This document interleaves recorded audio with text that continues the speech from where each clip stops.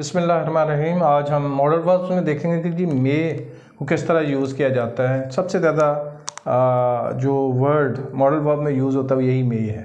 ख़ास तौर पर स्टूडेंट्स तो बहुत ज़्यादा यूज़ करते हैं जी।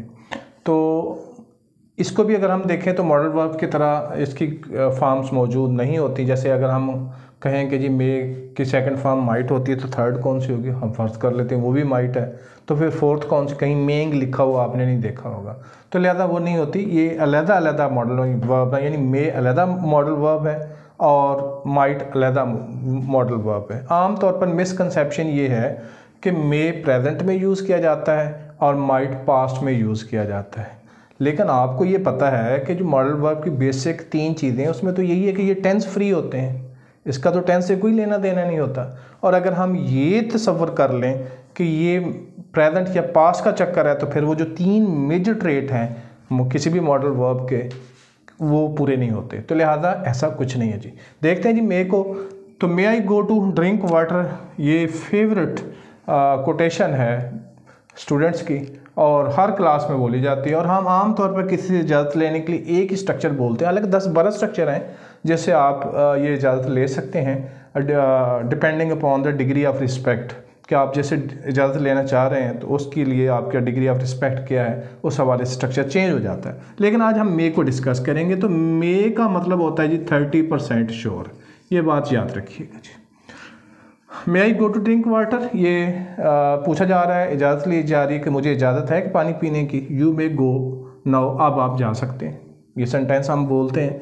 फिर दूसरी बात हमने ये हमेशा ये की है कि मे के बाद हमेशा फर्स्ट फॉर्म ऑफ वर्ब जो है यूज़ होती है। देखिए यहाँ भी V1 यूज़ हुई है और दूसरे स्ट्रक्चर में भी देखें कि यहाँ भी मॉडल वर्ब के बाद V1 यूज़ हुई है। ठीक है जी। तो हमने 3 रूल बनाए थे ना कि V1 यूज़ होगी, नंबर 2 और क्या होगा जी ये टेंस फ्री होंगे, यानी टेंस से रिलेटेड कोई चीज़ इसकी नहीं होगी।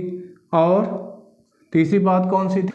तो हम देख रहे थे कि इसमें 3 चीज़ें यही हैं कि जी V1 है, यानी कि पहली फॉर्म हमेशा यूज़ होगी, टेंस फ्री होंगी, इनका टेंस से कोई ताल्लुक नहीं होगा और ये कभी भी मेन फॉर्म के तौर पर यूज़ नहीं होंगे, एक्सिलरी के तौर पर यानी हेल्पिंग वर्ब के तौर पर यूज़ होंगे। देख लेते हैं जी इस मेन वर्ब कौन सा है, ये गो मेन वर्ब है और ये मे जो है वो हेल्पिंग वर्ब के तौर पर यूज़ हो रहा है। फिर इसके बाद V1 ही यूज़ हो रही है और इसका किसी टेंस से ताल्लुक़ नहीं है। दूसरे स्ट्रक्चर में भी देख लें कि यहाँ भी जो है वो ये एक्सिलरी के तौर पर यूज़ हो रहा है, V1 बाद में आ रही है और टेंस फ्री है। तीसरे में देखें may I have your interview please, तो यहाँ पे भी आप देखें कि ये हैव मेन वर्ब के तौर पर यूज़ हो रहा है और मे जो है यहाँ पे मॉडल वर्ब के तौर पर यानी एक्सिलरी के तौर पर यूज़ हो रही है और इसकी फर्स्ट फॉर्म यानी V1 यूज़ हो रही है। You may tell this to your friends, आप ये अपने दोस्तों को बता सकते हैं। यहाँ पे भी मे जो है हेल्पिंग वर्ब है यानी यहाँ ऑक्सिलरी है और टेल मेन वर्ब है, ऑक्सिलरी के तौर पर यूज़ हो रहा है, टेंस फ्री है और V1 यूज़ हो रही है। यहाँ पे आप वेरीफाई कर सकते हैं।